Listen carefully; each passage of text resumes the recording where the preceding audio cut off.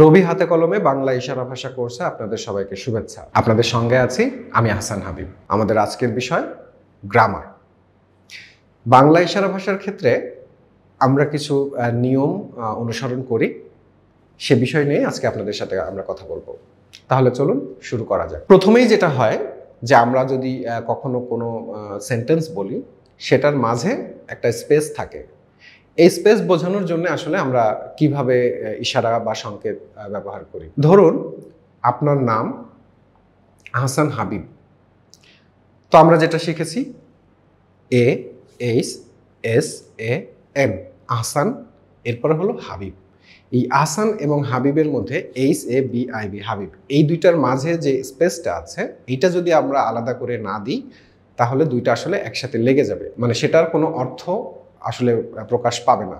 সেক্ষেত্রে আমরা যেটা করি, AHSAN, আপনার হাতের পজিশন এরকম থাকবে, দুই হাত দিয়ে একটু বাম দিকে আপনি এরকম একটু সরিয়ে দিবেন, তারপরে HABIB, অর্থাৎ আহসান এবং হাবিবের মাঝে যে স্পেসটা আছে সেটাকে আপনি এইভাবে আপনি একটু সরিয়ে দিলেন। একইভাবে আপনি কোনো টপিক নিয়ে কথা বলতেছেন, ধরুন আপনি বলছেন যে আমার নাম হাবিব, হ্যাঁ, আমার বাড়ি ঝিনাইদহ বা অন্য যে কোনো কোথাও হতে পারে। এরপরে গিয়ে আপনি হয়তো অন্য কোনো বিষয় বলতে চাচ্ছেন, তখনও আসলে এই যে সরিয়ে দেওয়া দুই হাত, আমার হাতটাকে যদি আপনারা একটু ভালোভাবে দেখেন, এরকম একটু ভেতরে একটু গ্যাপ রেখে কোনো একদিকে সরিয়ে দেওয়া। তো কোনো কিছুকে যদি আমরা আলাদা করতে চাই, সেটার স্পষ্ট সাইন এই পজিশন নিয়ে একটু সরিয়ে দিলেই সেটা আসলে স্পেস বোঝাবে, বা কোনো টপিক থেকে অন্য টপিকে যেতে হলে আমরা এই সাইনটা ব্যবহার করব। এরপরে আসি সংখ্যা বা অঙ্ক বোঝানোর ক্ষেত্রে আমরা কিছু নিয়ম ফলো করি। আমরা আগের ক্লাসে শিখেছি 1 2 3 4 5 6 7 8 9 10, বাট আমরা যখন 100 দেখাচ্ছি, 100 দেখাচ্ছি, তখন আসলে 100 এই 00 ভেঙে ভেঙে আমি দেখাতে পারি, বাট এটার আরেকটা নিয়ম হলো, আপনি যখন এরকম ধরে এরকম একটা টান দিবেন, সেটার অর্থ হলো ডাবল কোনো কিছু দেখাচ্ছেন। তার মানে 1, এটা যদি শূন্যের সাইন হয়, আমি যে এরকম টান দিচ্ছি, এটার অর্থ হলো ডাবল। ঠিক একইভাবে নামের ক্ষেত্রে কারোর নামের ভেতরে বা কোনো ওয়ার্ডের ভেতরে যদি EE, O এই ধরনের কোনো লেটার থাকে, সেক্ষেত্রেও আসলে এইভাবে দেখানো যায় যে যদি ও থাকে, এরকম টান দিলে সেটা ডাবল ও বোঝায়। এরপরে আসি ভার্বের অতীত, বর্তমান এবং ভবিষ্যৎ নিয়ে। ধরুন আপনি বলতে চাচ্ছেন আপনি আজকে বাড়ি যাবেন। আমি যদি আমার থেকে দেখাই, আমি আজকে বাড়ি যাব, এই কথাটাই যদি আমি বলি আমি গতকালকে এসেছি বা গতকালকেই বাড়িতে এসেছি, তখন সেটা আসলে কিভাবে দেখাবো? সেটা হচ্ছে যে আমি গতকাল বাড়িতে এসেছি। অথবা আপনি যদি বলতে চান আমি এখন বাড়িতে যাচ্ছি, সেটা বোঝানোর ক্ষেত্রে আমি এখন, এটার সাইন হচ্ছে এখন, একটা আঙ্গুল যখন নিচের দিকে দেখাচ্ছেন, এখন বাড়িতে যাচ্ছি। অর্থাৎ আপনি একটু ভালো করে লক্ষ্য করুন, আমি এখন শুধুমাত্র অতীত, বর্তমান এবং ভবিষ্যতের সাইনগুলো আলাদা করে দেখাচ্ছি। এটা হলো যেটা পেছনে, এটা হলো অতীত, এটা হচ্ছে বর্তমান বা বর্তমান, এবং এটা যখন আপনি সামনের দিকে হাতটাকে ঘুরিয়ে দিবেন, সেটা হচ্ছে ভবিষ্যৎ। সুতরাং আপনি যে কথাই বলতে চান না কেন, এই যে তিনটা জিনিস, অতীত, বর্তমান এবং ভবিষ্যৎ, এই জিনিসগুলো যদি একটু সতর্কতার সাথে আপনি ফলো করেন, তাহলে আপনার আর অসুবিধা হবে না যে আপনি ভবিষ্যৎ বোঝাতে চাচ্ছেন নাকি অতীত বোঝাতে চাচ্ছেন। আমরা কোনো কথা বলতে গেলে আপনারা লক্ষ্য করবেন, এর ভেতরে আমরা কিন্তু, এবং, আরও, এই যে এই শব্দগুলো আমরা ব্যবহার করে থাকি, এগুলো আসলে ইশারায় কীরকম হয়? এগুলো আসলে ম্যাক্সিমাম ক্ষেত্রেই দেখা যায় যে একটা সাইন ব্যবহার হয়, কিন্তু আবার আমরা যখন কোনো একটা সেন্টেন্সের মধ্যে এবং বোঝাচ্ছি, সেক্ষেত্রেও এটা তখন এবং বোঝানো হয়। আরও, এটা আসলে সেন্টেন্সের উপরে অনেকটা নির্ভর করে যে আপনি কি বলছেন। তো আমি এখন আপনাদেরকে যেটা বলি সেটা হচ্ছে যে আরও যদি আমরা কোনো একটা অ্যামাউন্ট যদি বলি যে আরও দাও, তার মানে আরও দাও, মানে যেটাকে আরও যুক্ত করা, আরও অনেক কিছু দেওয়া, সেটা একটা জিনিস। আরেকটা হলো আরও আছে বা আরও ছিল, এই যে এই ধরনের কথাগুলো যখন বলবেন সেটা তখন ওই কিন্তু এবং এর জন্য আমরা যে সাইনটা ব্যবহার করেছি সেই একই সাইন, অর্থাৎ এই সাইনটা। এরপরে আসি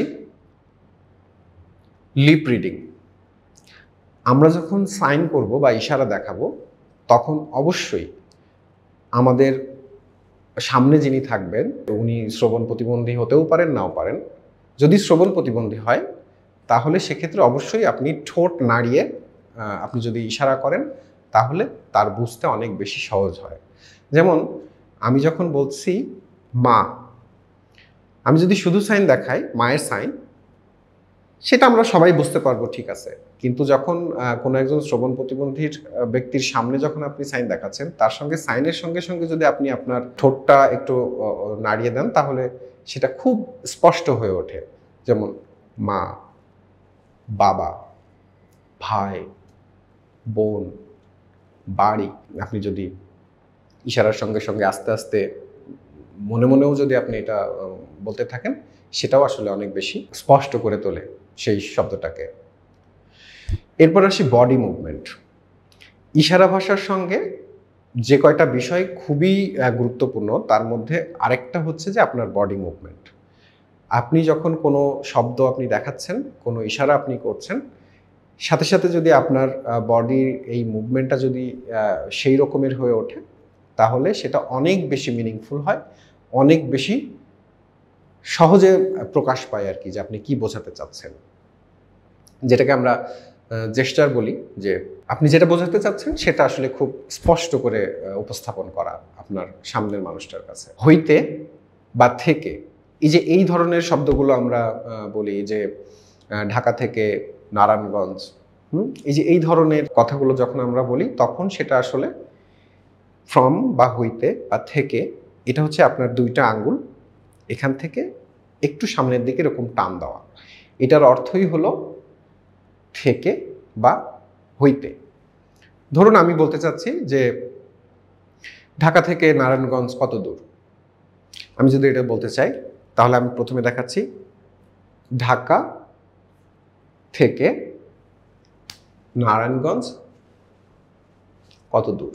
আমি এই যে সাইনটা দেখাচ্ছি এটা আসলে এটা ডিস্টেন্স বোঝায়। এটা হচ্ছে যে আমি যখন এই ডিস্টেন্সটা দেখানোর পরে কেএম দেখাচ্ছি তখন সেটা কিলোমিটার হচ্ছে। তো আমি আরেকবার দেখাচ্ছি ঢাকা থেকে নারায়ণগঞ্জ কত কিলোমিটার, আমি সেটা দেখালাম। সুতরাং থেকে বা হইতের সাইন নিশ্চয়ই আপনারা বুঝতে পেরেছেন যে সেখানে আমরা কি ধরনের সাইন ব্যবহার করি। ইশারা ভাষার ক্ষেত্রে আপনার জেস্টার খুবই গুরুত্বপূর্ণ, কারণ আপনার এক্সপ্রেশন, আপনার চোখ মুখের অভিব্যক্তি এইটা অনেক বেশি সহজ করে দেয় যখন আপনি ইশারার সঙ্গে সঙ্গে আপনার চোখ মুখ একসাথে আপনি প্রকাশ করেন, ভঙ্গিগুলো একসাথে প্রকাশ করেন। যেমন আমি যদি বলি যে ওয়াও, বিস্ময়সূচক কোনো শব্দ যদি আমি বলতে চাই, তখন আসলে এটা আপনি সাইনটা দেখানোর পরে এইটাতে যতটুকু না প্রকাশ পাবে, আপনার চোখ মুখ যদি ওয়াও, হ্যাঁ, আপনি যদি এই যে এই ভঙ্গিমাটা করেন তখন আসলে এটা অনেক বেশি স্পষ্ট হয়ে প্রকাশ পায়। তো এই জিনিসগুলো আমাদের সবারই ফলো করতে হবে। আপনারা মনে রাখবেন, ইশারা শুধুমাত্র হাত এবং আঙ্গুলের ব্যবহার যেরকম ঠিক আছে, তার সঙ্গে সঙ্গে আমাদের চোখ মুখের অভিব্যক্তি, আমাদের হাতের সাইন এবং আমাদের বডি মুভমেন্ট, এই তিনটা বিষয় আমরা যদি ফলো করতে পারি, আমরা যদি অনুসরণ করতে পারি, তাহলে যার সাথে আপনি যোগাযোগ করছেন সে খুব সহজে আপনার মনের কথাগুলো বুঝতে পারবে। কোনো একটিকে বাদ দিলে হয়তো ভাব প্রকাশ পাবে, কিন্তু সেটা আসলে পরিপূর্ণ হয়ে উঠবে না। তো আমাদের আসলে সেটাই খেয়াল রাখতে হবে। আজ এ পর্যন্তই, পরবর্তীতে আবার দেখা হবে। সে পর্যন্ত আপনারা সবাই ভালো থাকুন, সুস্থ থাকুন। খোদা হাফেজ।